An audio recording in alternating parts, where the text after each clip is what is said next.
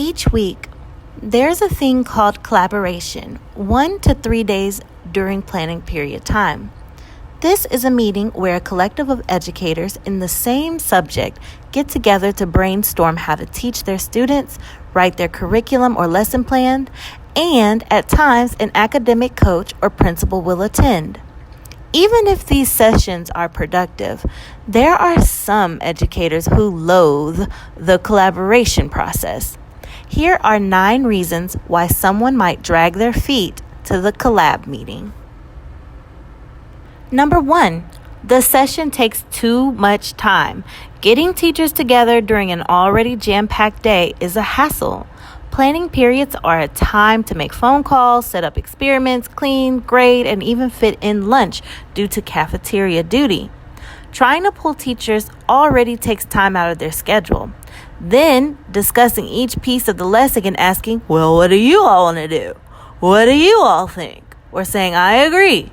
What about you?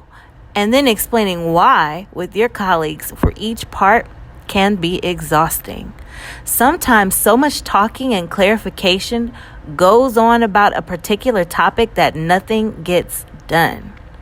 Number 2, it is not our job to teach someone how to do their job. Some teachers, old and new, just don't have it together. Some are behind on collaboration, and time is wasted having to teach someone else how to find their own email or how to write a standard essential question or how to write on the new Mimeo board. A teacher is not another teacher's teacher. They are not paid to be academic coaches and should have learned these skills in application through student teaching or field experience.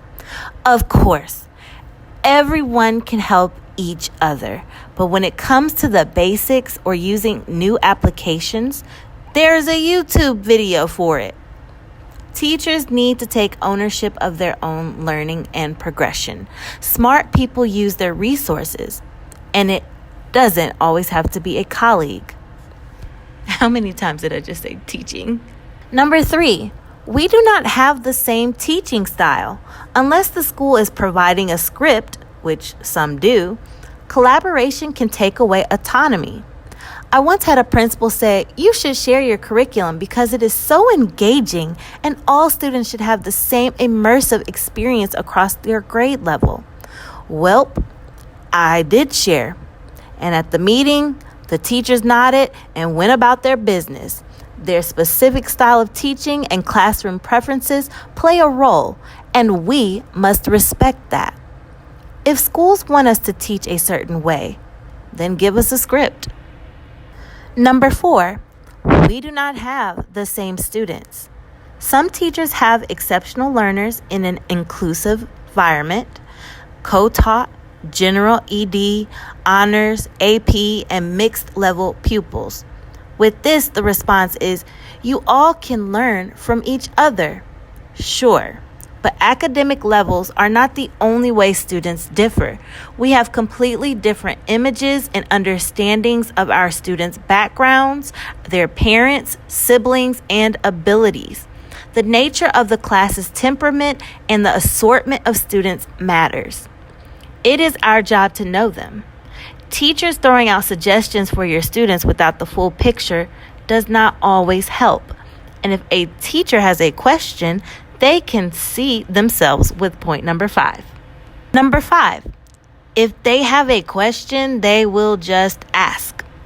The reasoning for collaboration is to improve best practices and assist each other in problem solving.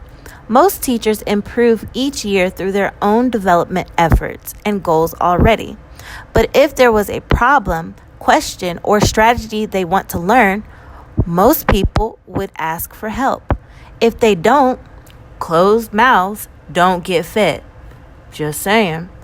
Asking a quick individual question to the right person is a solution. Then, if many teachers have the same question, put the answer in an email. Number 6, one person always ends up doing everything anyway. There is always a leader in the group, either through assignment or the alpha nature. You have those in the group who are not, and will not be prepared or contribute. You have the ones in the middle that go with the flow and neither agree or disagree with anything. And you have those that will contribute something, but not too much. Occasionally, you also have the member who participates, but is always wrong or off. The leader steps up and manages these personalities. If not that, then they simply tell the group what the objective is and how to complete the task. The third possible action is that the leader will just complete everything on their own and say everyone contributed. P.S. If you don't know who the leader is, it's not you.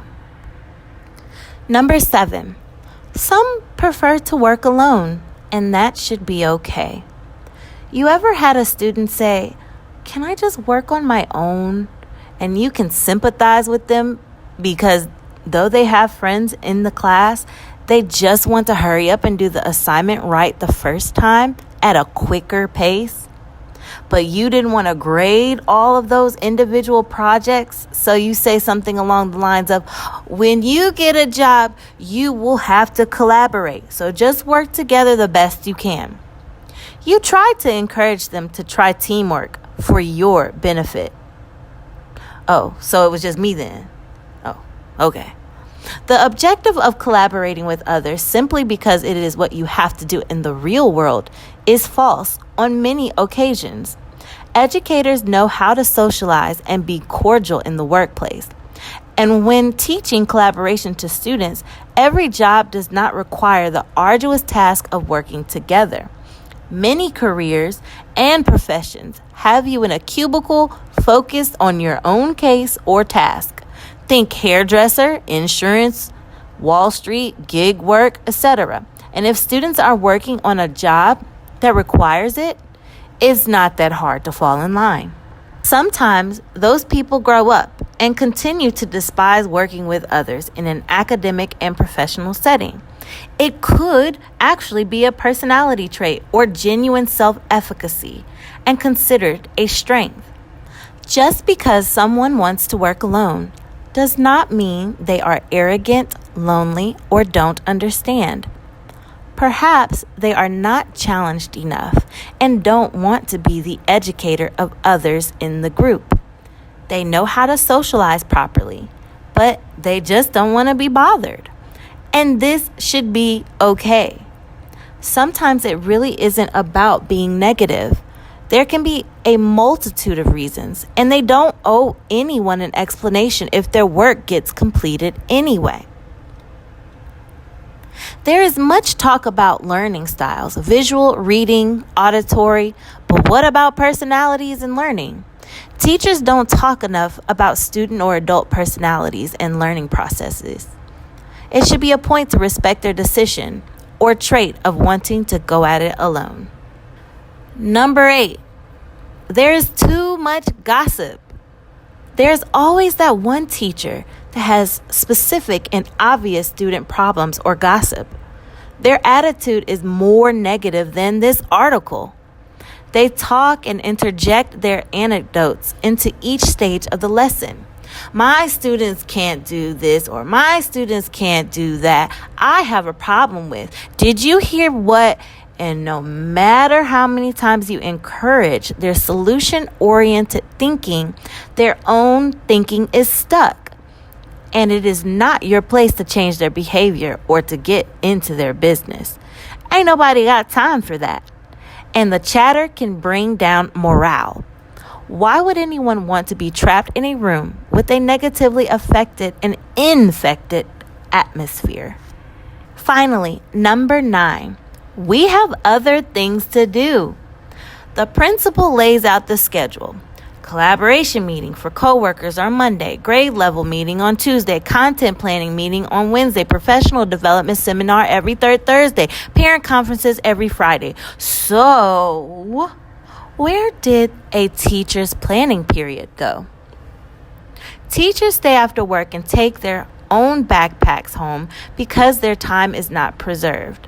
Someone might be present at a meeting, but not present in the moment, as their mind is scrolling down the list of tasks to be completed for their own class.